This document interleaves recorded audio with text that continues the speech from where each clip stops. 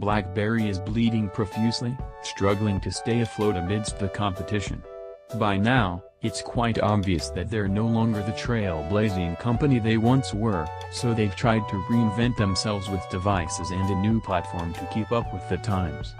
From the all-touchscreen Z10 to its redefined QWERTY in the Passport, there's no arguing that Blackberry has been experimenting a lot in order to find that right form factor.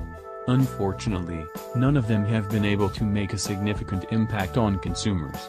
Enter the Blackberry Classic, an old-school berry that employs an iconic design.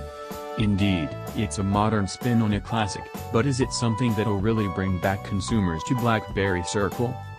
The package contains microSD charging cable, wall charger, stereo headphones, owner's manual, internet and connectivity. The small size of the screen doesn't make it the most practical thing for surfing the web. Surfing the web, for the most part, is a pleasant experience, seeing that the browser offers all of the essentials, like fast page loads and smooth navigational controls.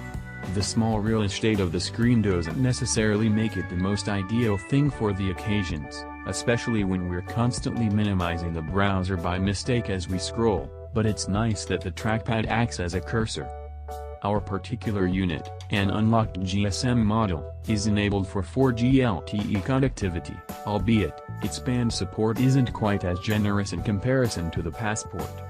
Despite that, it's armed with all of today's connectivity conveniences, such as AGPS with GLONASS, Bluetooth 4.0 with DDR, dual-band 802.11a/b/g/n Wi-Fi, and NFC.